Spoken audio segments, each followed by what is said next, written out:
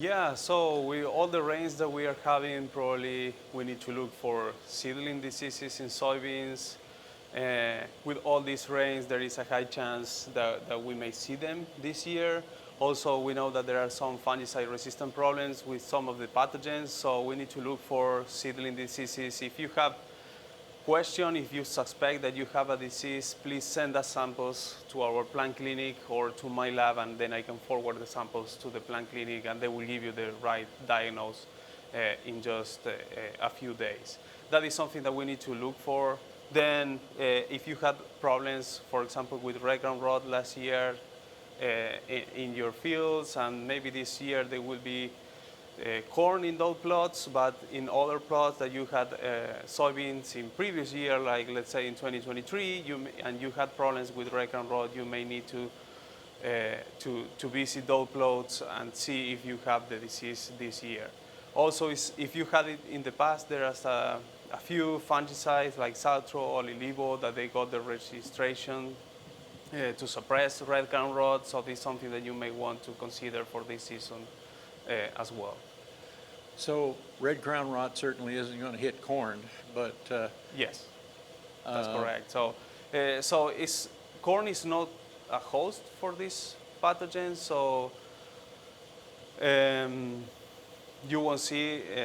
But if you had it in the past and then you had corn and now you had soybeans again in the plot, this is a pathogen that can produce some microsclerotia that will remain in the soil, and these structures can infect soybeans for after several years. So if you had it in the past, there is a high chance that if we have the weather conditions, we will have it again.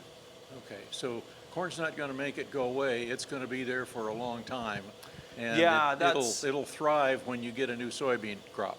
Yes. So the rotation is something that can help us to lower the inoculum in the soil, but we won't get rid of it.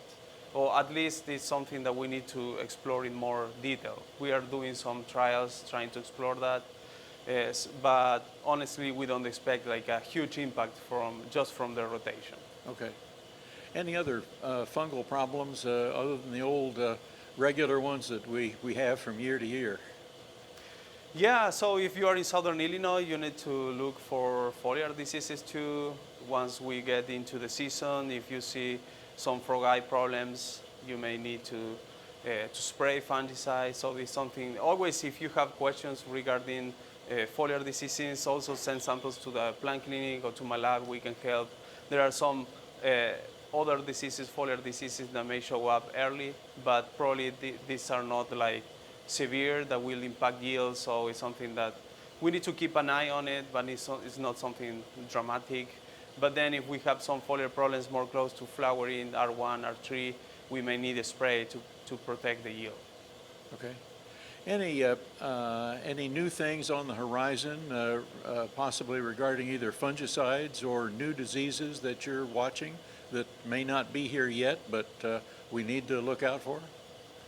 Yeah, so I think red ground rot now is the new disease that is getting spread throughout the state and to other states, right? Now it's detected in Missouri, Kentucky, Indiana, and it's getting spread. So I will encourage farmers in the central and northern part of the state where we don't have so many counties reported with the disease to pay attention, to watch for it.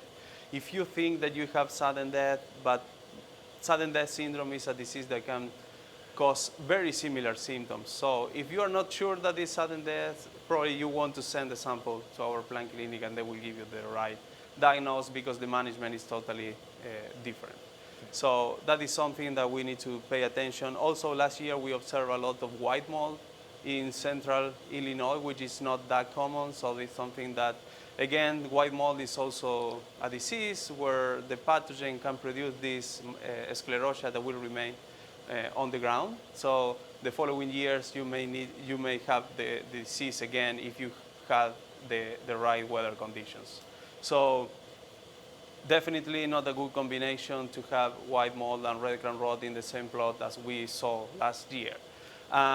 With white mold, if you are using high population density, that is something that will trigger or favor the disease. So if you are doing that, pay attention because you may need a fungicide spray against white mold, and the timing is not the traditional R3. You need to spray the fungicide at R1 before right on flowering, because this is a pathogen that will colonize the flowers first before going to the stems. You've probably got some research going on with the Soybean Association, or maybe corn growers. Anything that's farmers should know about? Yeah, so we have a ton of research with the Illinois Soybean Association. We have like 3 major projects. One is looking at the interaction between red crown rot and soybean cyst nematode. It's something that was explored like 30, 40 years ago when this was a very popular disease in southern states, Louisiana, Mississippi.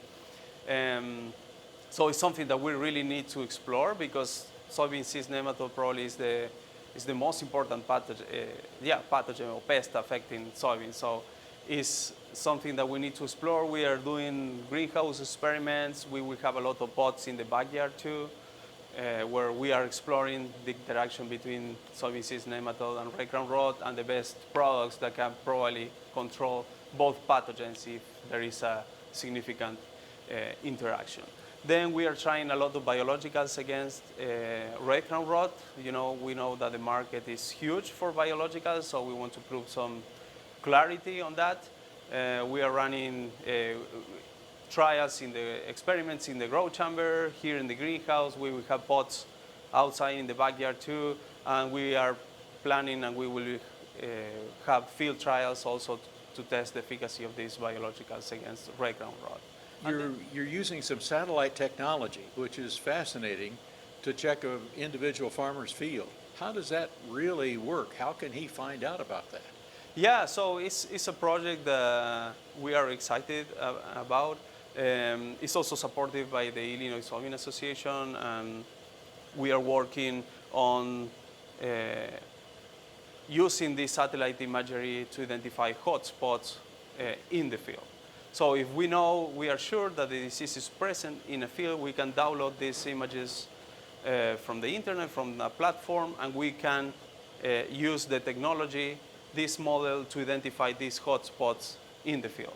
So if we know exactly where these hotspots are, maybe we can apply fungicide only in those hotspots. And this is very interesting because now we have field trials. The industry is also conducting some trials, trying to explore the effect of in-furrow fungicide applications, because we know that with the seed treatments we can suppress, we can control at some extent the disease, but it's not a complete perfect control of it. So we are exploring these in-furrow applications, and if that is proven to be like a necessary practice, maybe we can apply this in-furrow application only in the hotspots that the satellite is identifying.